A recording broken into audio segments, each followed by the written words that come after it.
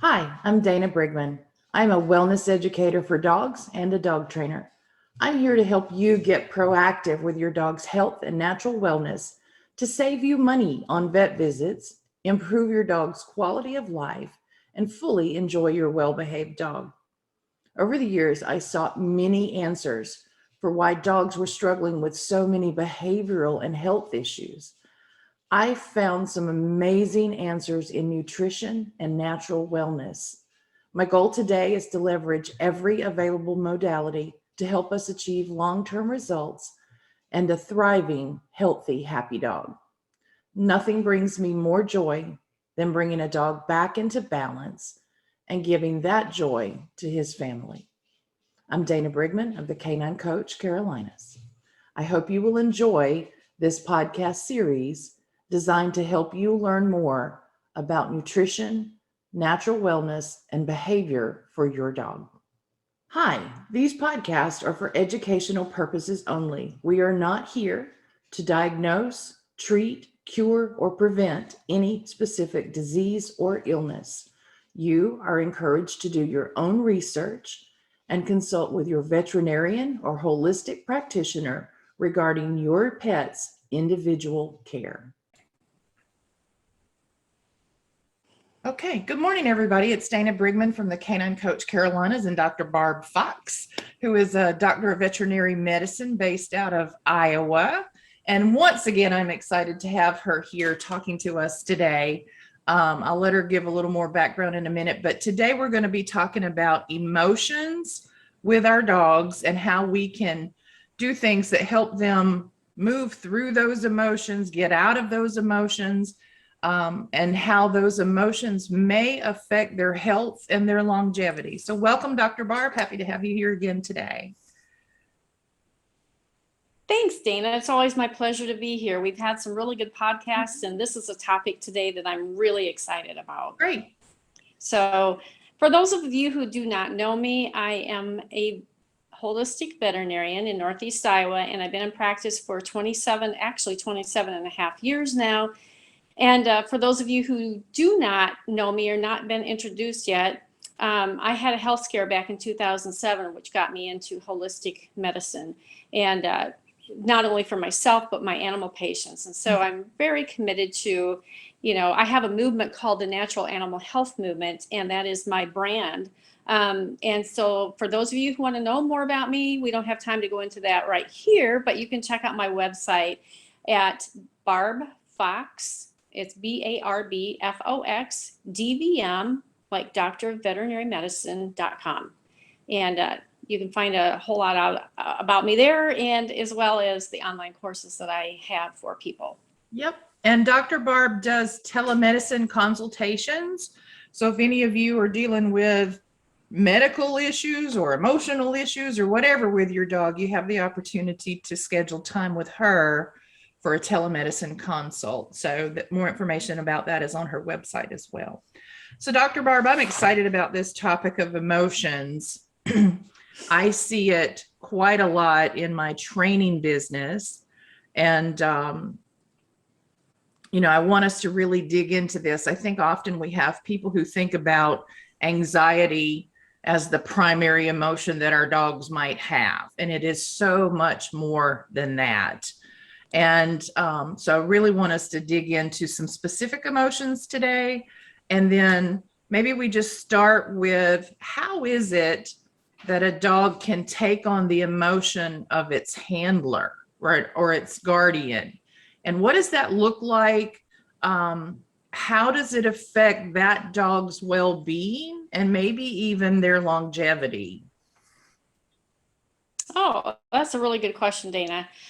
First of all, when we talk about taking on an energy, if you think about us, we're all connected energetically. I mean, that's all part of the quantum physics philosophy. We're all connected. Our animals have a special bond with us, especially our dogs and our cats and our horses. I think of companion animals, and especially dogs. You can really get bonded to your pets. And what happens is, I totally believe, with all the study I've done in the quantum physics realm, that and the spirituality realm, that our animals come to us as companions, protectors, teachers. Yes. There's a couple others I'm forgetting here, but those are the main ones. And when we think about if they come to us as a companion and or a protector, they're going to try to do whatever they can to make us feel better, even at their own costs.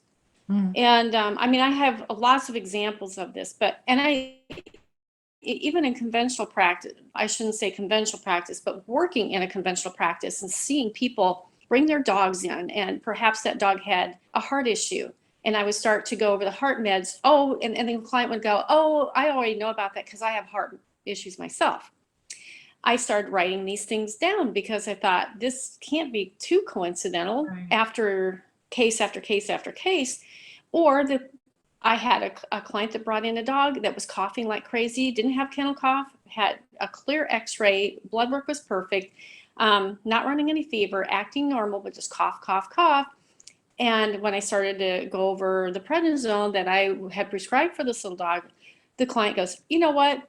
You don't need to tell me about prednisone. I am on it because I have interstitial pneumonitis. So here we go again.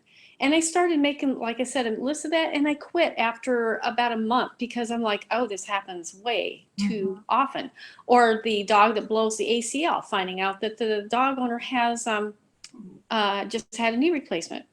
It's crazy. And, you have to kind of open your mind and embrace this, but this happens. Now, since you had two other parts to that question, Dana. So we're talking about energy entanglement between the animal and the owner. This is a very researched area of quantum physics, and it happens. It happens with us too. If you find that, a husband and wife, the wife dies, a month later, the husband dies out of grief. This happens with our animals too. Yeah. So kind of prompt me on the second part of that. Well, we were talking about how does it happen, right? And so it's that, I love the word entanglement. That's one I don't often remember in my head, but I've heard you use that before, that energy entanglement. And so that's just simply how connected they are to us, that they then show us our own ailments. And I think in some ways they can start to show us an ailment or an energy, shall I say, that we don't even know we have. We don't even know we're projecting. And I've seen that in training sometimes where the dog is presenting, whether it's anxiety or sadness or depression or whatever. And I start asking the guardian, which is sometimes a tricky conversation for me to have as a trainer. What might he be depressed about, right? And then out starts to flow this conversation that they're really the ones holding a lot of stress and depression, and they didn't realize that they were exhibiting that. And I'm like, you don't even necessarily have to exhibit it in a big way, that even sort of this subtle energy can be picked up by our animals. Is that true? Right? Oh, yes. I'm going to tell a lot of examples today because I think this will make more sense to your listeners out there. What I guess one of the best examples I have was a lady that drove 2 hours to see me when I had my physical office still open. And now I do more online consultations, so I don't have my office open. But she brought her 2 little Pomeranians in, and they had extreme anxiety, and everything that she did to try to alleviate the anxiety wasn't working. Well, I'm trying to do a physical exam. I'm trying to ask questions about the dogs. And she keeps going back to the story about how she had twin daughters. They had all these issues, and she was pulled into this drama with the 2 daughters. And she went on and on and on. And I tried to redirect it back to the dogs. And as she's talking, the dogs, you could just see get agitated, irritated, panting like crazy, running around in circles in the exam room. And I had to have that tough talk with her. And I don't even remember her name. It's been several years ago, but I had to say, do you realize you need to clean up this issue between your 2 daughters, because the dogs are totally picking up on that. They're feeling your energy. They're feeling your vibrations. And I don't think she quite got it. Right. Dana, I don't know. I felt terrible for the dogs because they were drawn into this drama. And, you know, I mentioned some essential oils that she could try to use to get that situation diffused. Whether she did or not, I don't know. I lost her to follow up. She never called me back. And I, I could never get in touch with her again. So I just felt badly for the dogs because they were Right. in the middle of this. So they Yeah. weren't really taking on stuff for her, but they were in that energy trap. Right. Okay. Yeah. And, not that I'm happy. How do I put this? I often feel resistance from my clients when I bring up this topic, right? And they're all, just train the dog. We just want to train the dog. And I'm like, just training the dog is not going to really solve this issue. And so again, I'm met with that resistance, and sometimes I never hear from them again. And so, I'm glad it happens to you. Not right, that I'm not the only one, right? That they're not resisting just because it's me, is what I'm trying to say. But it is a hard topic, I think, for people to wrap their heads around. Well, not only is it hard to wrap your head around, I think that it's human nature. And I've been there, we've all been there. We hate to think we're the cause of something. Right. We want to think we're doing good. And so it's just a human trait. And I think if people would just step back for a second and say, and here's a great example too, my ex-husband and I, it was a bad marriage. And thank God I'm happily remarried now. But we would be fighting, verbally fighting, and our Brittany Spaniel would just go into seizures. Oh. And she took on, she could not handle that stress. And, Brittany's are pretty high energy dogs anyway, but if she could hear the yelling, and she would all of a sudden start to pant crazy, circle, and then all of a sudden go down in a grand mal seizure. And when we just thought she had a seizure disorder, did not dawn on me at that point that it was us that was causing that. That was a tough one. And so that's just another example. I didn't mean to interrupt you, but I had to throw that out there. You did not interrupt me at all. So the second part of that question you were asking me to prompt you on is, how does all of this start to affect truly the dog's health? I mean, we think of emotions and we sometimes put them in a little box, right? We'll stuff them down. But how does that affect our dog's health and their longevity? I think it happens the same way as it does in humans. For example, most heart attacks happen in men between 5 a.m. and 9 a.m. or 8 a.m. on a Monday morning. Now, why is that? They got to go to work. These guys hate their job. They got to go to work. They might loathe their job, but they have to do it. It's stressful. And I think that stress that our animals feel from us, or even the environment, if it's a really chaotic household, even if there's not any fighting, there's a lot of love. But let's say you've got a lot of children that are screaming and yelling, and you've got a sensitive animal, a sensitive dog. They pick up on that. And then we're having physical issues like maybe gastrointestinal. They have a little diarrhea from the stress. They may be vomiting. They may be cowering in a corner and not drinking enough, so they get a little dehydrated. So you can kind of see how the physical part starts to manifest. And in quantum physics, going back to that, there is a theory, and I guess I shouldn't say it's a theory, it's part of the quantum physics, but people could call it a theory, that everything starts in the energetic field, our aura, and our pet's aura. That's the electrical energetic field around our bodies. If an emotion hits that aura and it's not dealt with, it's not released or not dealt with properly, then it manifests itself in the physical realm. And so that's the best way I can explain that, is almost everything like that can happen. Going back to the people example, this is really good. This was in Deepak Chopra's book, one of his books on the human healing aspect. And he's an Ayurvedic medicine person. I don't know if you have heard of him or not, but he gave the example of a little boy. He was 8 years old. He was schizophrenic. So in one personality, he was extremely allergic to orange juice, and he would have to be rushed to the emergency room and given the emergency drugs. In another personality, he could drink his orange juice. Now, isn't that crazy? Yeah. I have not heard of that happening in animals. Maybe it could happen. I don't know. But in animals, we'd never hear about schizophrenia. But that was just really interesting to me. Interesting. And so when we think of this notion of releasing emotions or letting go of those things that we're picking up on from the guardian, I often shift into thinking about service dogs or emotional support dogs, right? Or even a therapy dog for that matter. They go in and that's sort of their job, is to help the emotional piece. Now, granted, there are some physical attributes to some things that they need to do for the service dogs, but especially in those PTSD dogs, emotional support dogs, therapy dogs, is largely about the emotional piece of their handler, right?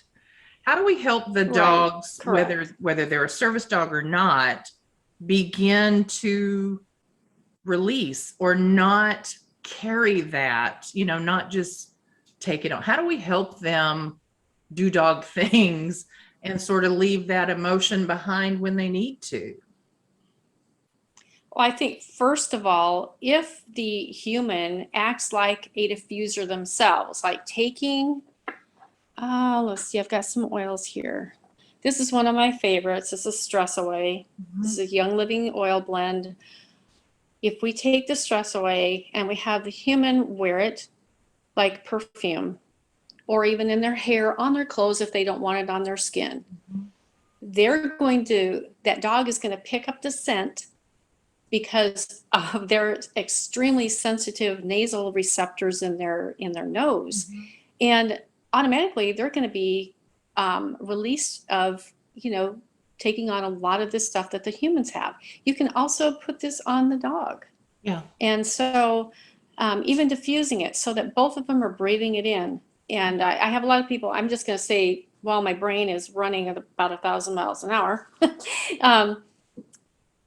Sorry about that. I've got a cat that got a cricket. Okay.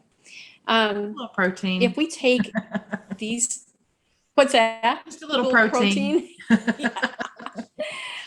Yeah, it'll come back up in a little pile of throw up, I'm sure. Anyway, if we take the stress away and we wear this, like I said, they're going to be releasing, so it's a win-win for both animals. I had another thought, but it kind of left me with the cricket story there. Oh, I'm sorry. Another oil, no, that's okay. That was my fault. One of my favorite oils is Release. Oops, I got to get in the screen there. And I have used this extensively. In fact, I do emotional release sessions on dogs. And people look at me like, honestly, Dana, the first time I heard about an emotional release, I'm like, you've got to be kidding me. Really? How does that work? And then when I got to see it firsthand by another practitioner, I was like, wow, that was way cool.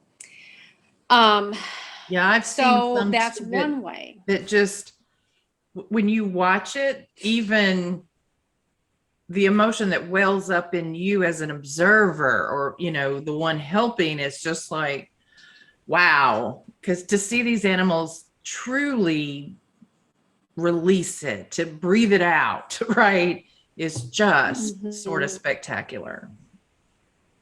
Yeah, and I had, I know this is a horse story, but I think I've gone over this before and maybe in one of your earlier podcasts.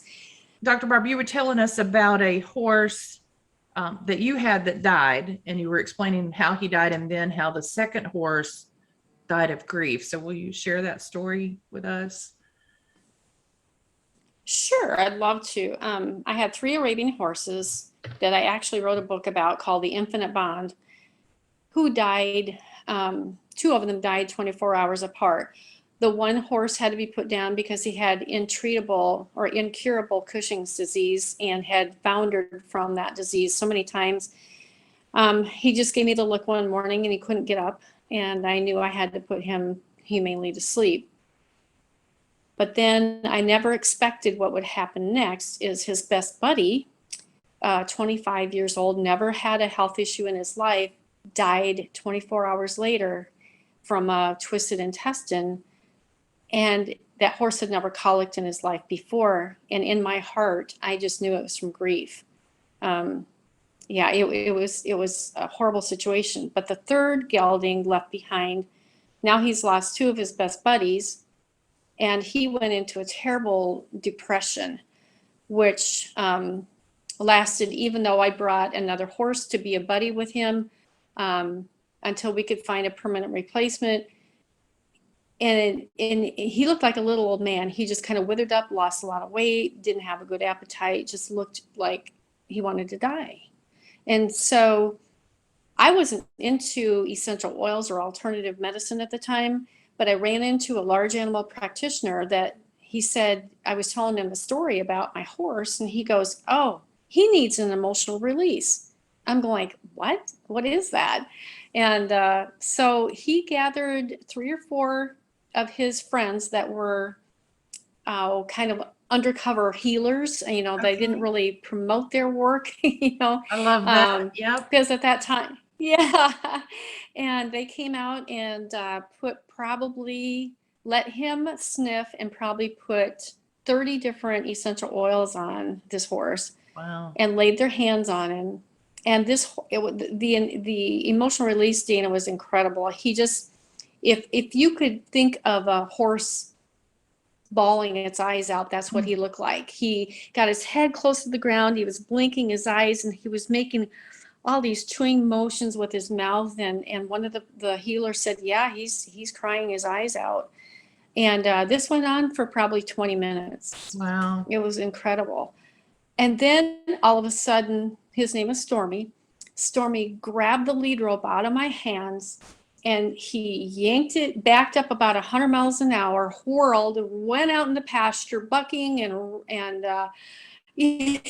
just running like crazy. And he was happy. And it was like this huge cloud of grief had been released from him. He dropped to the ground, rolled, gets up, bucks and farts, and takes off again. And they said, there's your new horse. Okay, so I'm thinking, is this just a coincidence or what? I didn't know. My husband came home. At that time, he had a business trip, and so he was gone for a few days. He came home, and the first thing he would do is he would go out and say hi to the horses. Right. And so he goes out. I didn't come out there with him. I didn't want to interfere with anything. He comes back in the house and he goes, what happened? I said, what do you mean? He goes, Stormy looks like a brand new horse. And I was really scared to tell him about the emotional release because I wasn't into essential oils yet. He wasn't really on board with holistic medicine at the time. And but that made him a true believer. And so that was an incredible journey with that. That's amazing. So can you tell people, so I mean, I think it's self-explanatory, but what is emotional release? Is it energy releasing the body from the body? I guess it's the emotion releasing from the body. How does that happen? I know essential oils can be beneficial to that, but it's not always like healing touch and Reiki. We can do the same thing without the oils in many cases. So what's actually happening? Do you know? Okay, so when you take a bottle of oil, I'm just going to pretend I'm the dog now, okay? Bark, bark. Sniff. Yeah.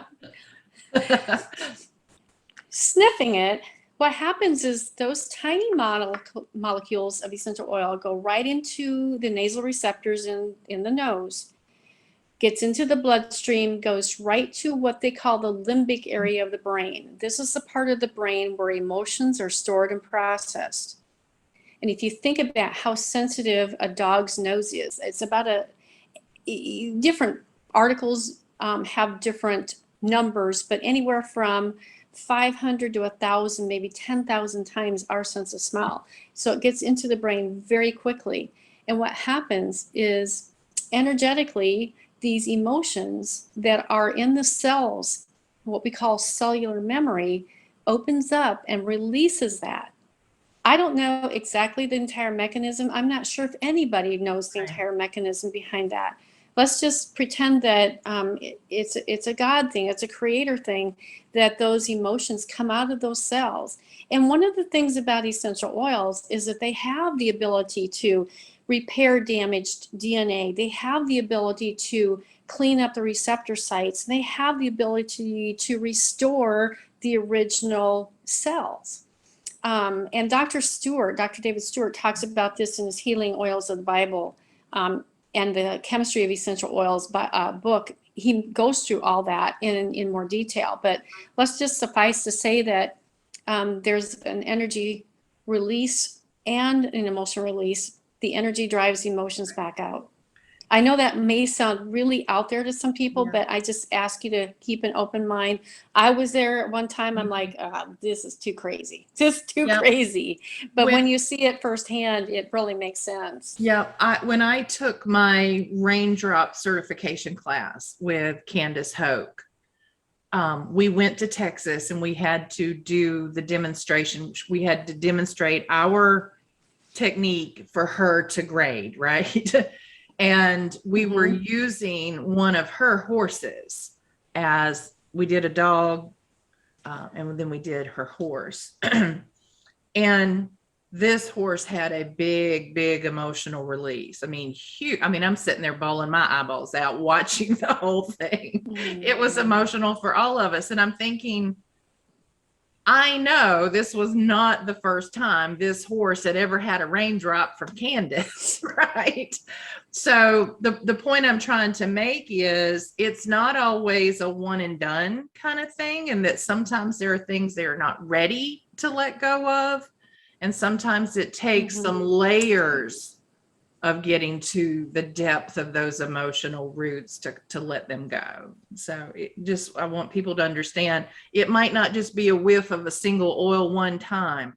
There may be a process to it, which is why collections like the Feelings Kit, for example, is often a 30-day protocol. Or when I tell people use your release, I want you to use it every day for a while.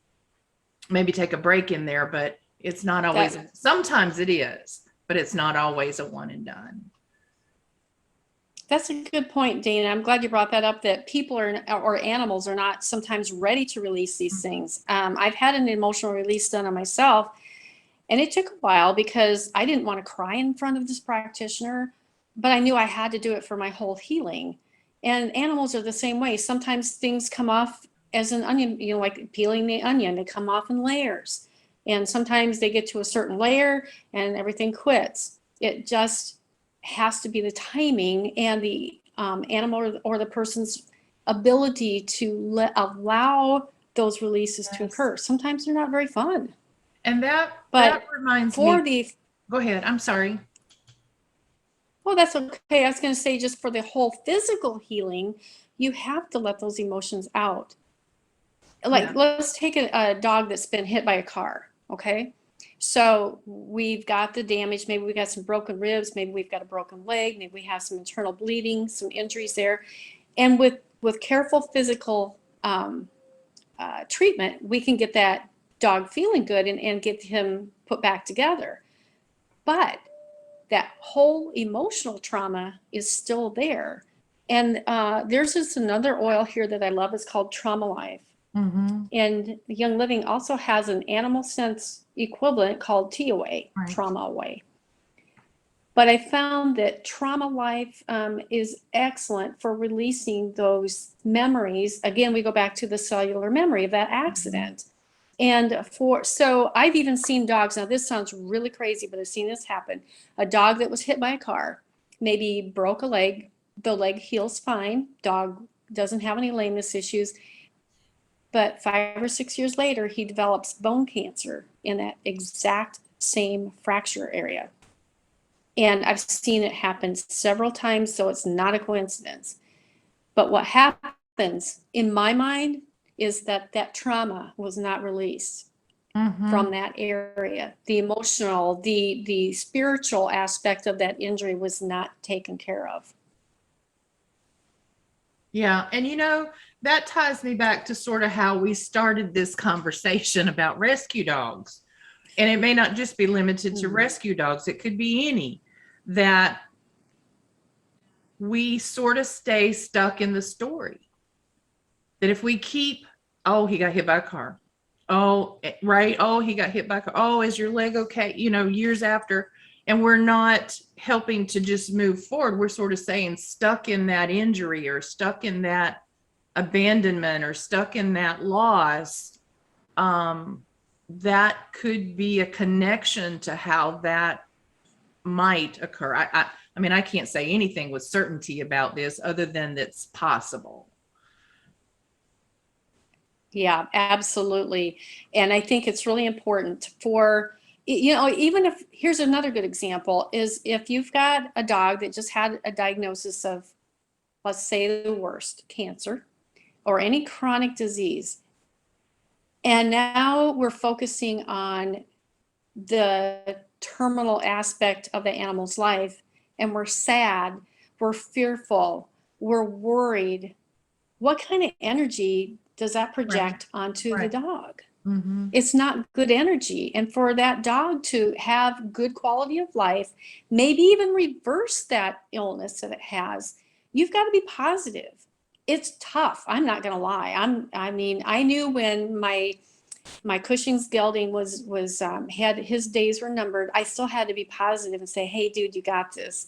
And he had a really bad day where he's having trouble getting around, then I'd spend a little extra time and just give him love. Mm-hmm. And not to focus on my own emotions. And so this is where I think that the dog guardians, the animal guardians, you know, what other kind of animal you have, it doesn't make any difference. Step out of the picture, focus on their well-being and not yours. Right. I wanted Does that to make add, sense? yeah, it does completely to me, for sure. I wanted to add just another point that about the dog not being ready to release. And sometimes it may be that, just like you said, you didn't want to cry in front of your practitioner. They may not want to show that release to their guardian. They may not want to show it to the other members of their pack, the other dogs in the household. And so I have seen dogs where they've had this emotional work done, right? I've been involved in it. And then they sort of retreat to this private space for a day, maybe two, you know, and people will call me and say, my dog is just, he's been very private. He's been almost isolated. And I'm like, just let him be. This may be part of what he needs to let that go without anybody observing it, you know. And so, and then a few days later, they'll call me back and like, oh my God, he's a different dog. He's outside playing, or he's laying in the grass. And like you talked about your horse, he's rolling in the grass. And I call it dogs who don't know how to dog. They don't know how to dog. They don't know how to go relax in the sun. They don't know how to go just be. And suddenly they start exhibiting those behaviors again. And they're like, I don't know what happened. I didn't see it. I'm like, just trust the process that it happened in the way it needed to for him. Right. It's emotional for me. Yeah, that's very, very, very.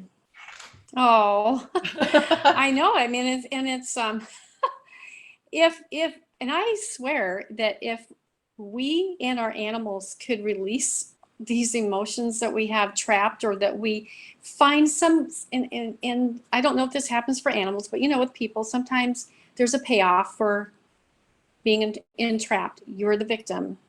You know what I mean? And if we could just learn to release these things, our world would be a heck of a better place. Right. And in these crazy times that we're in, our animals are really feeling it. I've probably seen more animals with anxiety in the last 2 years than I have in the entire 27 years of practice. So this is why I would think that everybody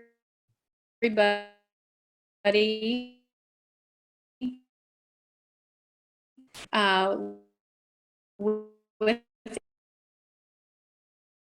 animals, or even without animals, you're thinking about getting one, get these essential oils.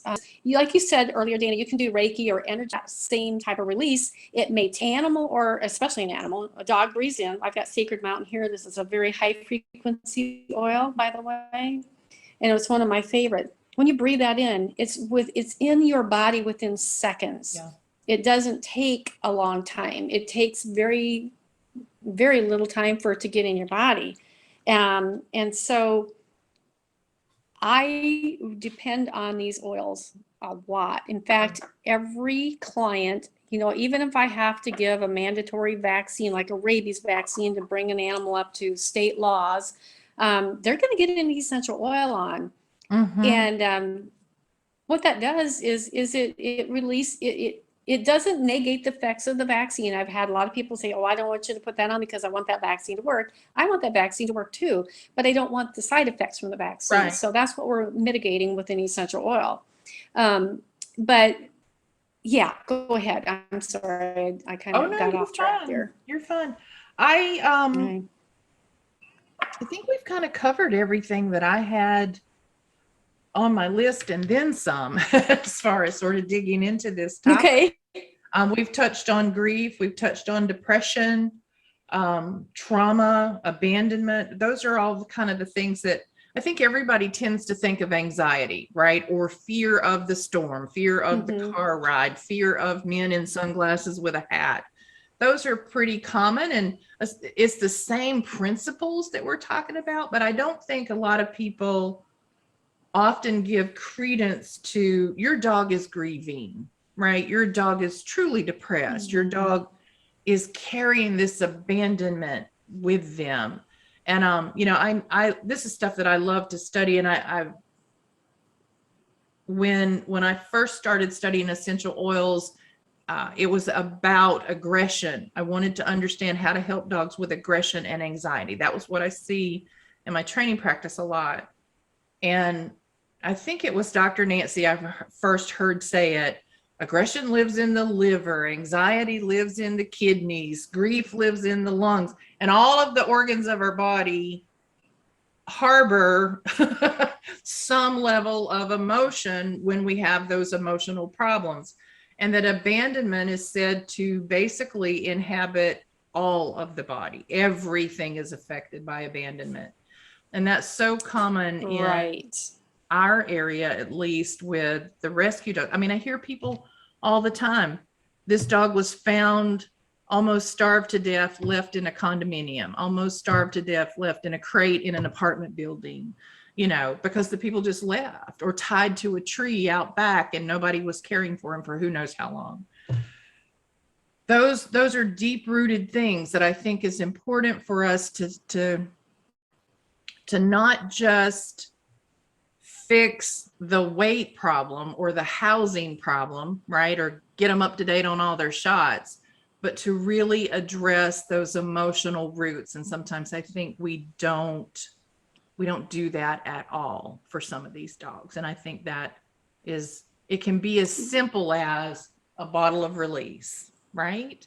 I mean, it could be just that simple to help them. Right. Yeah. So anyway, are there other things? Oh, you're absolutely right. Go ahead, continue, please. Well, I was going to say, for those people who are a little skeptical and maybe haven't really had an experience with an animal, or a dog, I should say, that is exhibiting grief, or that they even exhibit emotions, think again, please, because how many times have you come home and your dog is jumping up in joy? Joy is an emotion, right? Joy, you're home. They're overjoyed to see you. If they're hiding from thunderstorms, it's a fear. Fear is an emotion. That's a great big emotion. Anxiety, depression, all this stuff falls under the category of fear. And if a dog quits eating, a lot of people, okay, so here's the deal. A lot of times I will see an animal, well, my dog hasn't eaten today or yesterday, hasn't eaten since yesterday. You do all the blood work, you do the physical exam, you maybe take an x-ray, make sure there's nothing going on internally, you come up with nothing. And then you start to dig deep and like, yeah, my husband was just admitted to the nursing home. Or, there was another event that upset the dog. And this is a manifestation of an emotion showing up as a physical ailment. Another example of that. So it's a very real thing. And Dana, were you telling me before we got on the call that you had an example like that of the dog I can't even remember now, had some issue because the husband had heart issue? Was that? Yeah, I what think was it's going on? related. I mean, certainly a possibility, but a dog that has stopped eating his food now after, I don't know, he's 6 years old and he's now decided he doesn't want to eat. They did do some additional testing and there's some ingredients that might not be helpful for him, but it's like this is a sudden onset of a sensitivity, of a food sensitivity that has never had a problem with before. And digging a little deeper, I was told that the husband in the home had a cardiac event and has been home for a while, and everybody's been stressed out about that. And I'm like, there is a connection. You know, there is something related to all the pieces of the puzzle. And so I'm like, pull out your oils, oil up your husband. Let's Zyto everybody. Yes. Let's Zyto everybody right. and figure out what's going on, where even you guys can share the oils and get some things diffusing, and, you know, maybe go do something that's fun, you know, or, you know, get this dog to feel like he can trust that things are improving or getting better or whatever. But I really believe the dog is worried. Yes, absolutely. Yeah. Yeah. And Dana, I was just going to show you another oil that I wanted to right. This is another essential oil blend, Gentle Baby, that I found very helpful in rescues, rehoming, abuse situations. It's very safe. If it's safe for babies, it's safe for our dogs. Right. And you know, there are a lot of essential oils, and I think that all I want to say is everybody needs to be using these oils in their homes, because we're going through some darn crazy times. Even the Earth's frequency, the Schumann frequency, or the Schumann resonance is increasing now, and we're feeling that. Our animals are feeling that. But anyway, I would love to consult with people who want to know more about this, but I want to make sure that everybody listening, you contact Dana for the oils. That is something that she can help you with directly, and I can help you figure out what you need and how to use them. Okay. And I really appreciate you letting me come on the call again, Dana. This is wonderful. Well, I just love talking about the emotional aspect. Yeah, I love having you. I always learn some extra things from you, and I appreciate that very much. And I appreciate your time and sharing with my audience. And I hope that you'll come back and do it again. I would love to. Awesome. All righty. All right. Yeah, Thanks, take care, everybody. Thank you. Hi, I'm Dana Brigman of the Canine Coach Carolinas. You can find me on the internet at caninecoach.dog. That's letter K, number 9, coach.dog. You can also find me on Facebook at the Canine Coach Carolinas, or in our group that is designed to teach dog mamas just like you more about nutrition, essential oils, homeopathy, and other areas of natural wellness. We want you to learn all that you can to keep your dog happy, healthy, and thriving. I hope to see you in our group soon.